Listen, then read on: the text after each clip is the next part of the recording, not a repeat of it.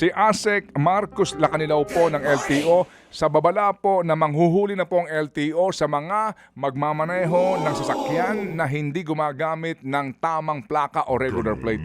ASEC, good morning po, sir. Good morning po, Manong Ted, Ma'am Chacha. Magandang umaga po sa lahat nanonood, nakikinig sa inyong programa. Sa inyo na po manggaling po ang babalang ito at paano po magiging panuntunan? Opo. Go ahead, sir. Opo.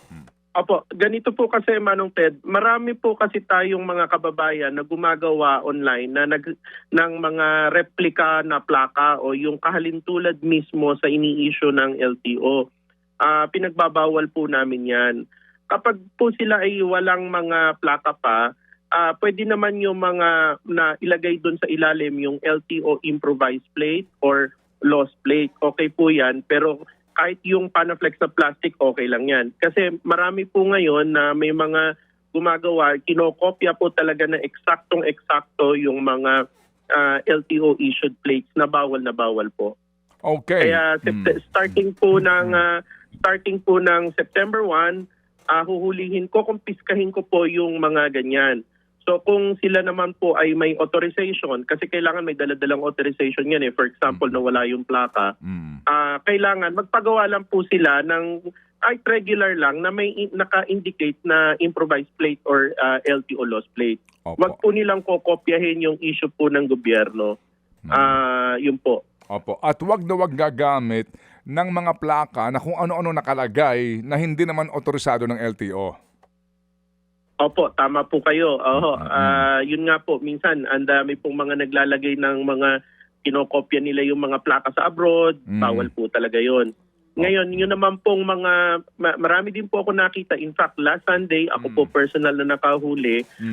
Wala po silang authorization, fake po yung plaka sa likod. Pagka po ganon, i-impound po namin. Okay, sige. Bago po itong penalties, po, kasi malaki ang multa dyan, kapag nag-improvise plate ka na walang pahintulot. Yung pong mga bagong biling motorsiklo o sasakyan na galing po sa dealer muna yung plaka na meron pong mga numero, MV number, mga ganun, etc., pinapayagan ho yun? Opo, okay lang po yun. Wala naman pong problema. Basta po, meron po silang dalang authorization kung wala pa talaga silang plaka, pero kadalasan naman po meron ng plaka. Ang nangyayari po kasi dyan, Manong Ted, marami rin po mga dealer na pasaway na hinohold yung mga plaka kasi minsan hulugan Tinitingnan nila kung yung first 2 months kung makakahulog yung tao. Para kung hindi makakahulog, hindi nila bibigay yung plaka. Madali nilang bawiin. So kadalasan, Manong Ted, ganun yung ginagawa ng mga ibang dealer. Ngayon lang po yung Racal sa Region 5 nagsarado na. So hindi niya binibigay yung mga plaka. Ang dami nag-pile up doon na nakita namin. May dealer na motorsiklo, no? Kumbaga. Yes, sir. Yes, sir. Particular. Opo. Sige so po. kadalasan po yun po yung ginagawa. So sa amin, yung mga kababayan natin, kung yung mga motor nila o sasakyan nila wala pa sadyang license plate, punta sila sa LTO, mag-request po sila ng authorization. Pero sa ngayon naman po, madali na pong ma-process ang mga plaka nila. Sige po. Ano po ang actual na penalty ng mga nagmamaneho na gumagamit ang kanilang either motor o sasakyan po ng hindi otorisadong plate number either sa harap, sa likod o pareho? Opo, una muna po kapag po hindi authorized yung plaka nila, ang penalty po dyan is 5,000 pesos. Pero kapag wala pong authorization, impound po yun. Babayaran po nila yung impoundment nila. Opo. Malaking multa yan, ha? Sir, Opo. Pero Manong Ted, klaruhin ko lang. Yun naman pong may authorization ka, pero ang gamit mo yung binibili online. Kung hindi ka namin titikitan, pero kukumpiskahin ko po yung replica na nakakabit sa inyong sasakyan. Opo. Sir, yung commemorative plate, kasi baka hindi alam ng iba, may batas tungkol dyan. Hindi ka lang pwede magkabit dyan ng abogado o ano man po, di ba? Astig o ano man ng mga plate number, no?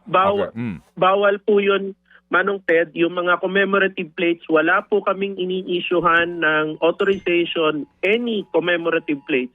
So kung may maglalagay po na ganyan, kukumpiskahin po namin yan at saka ititikitan namin kayo for no plate attached. So, violation po yun. Oo, tsaka yun yung multa nun, no? 5,000 sa first offense.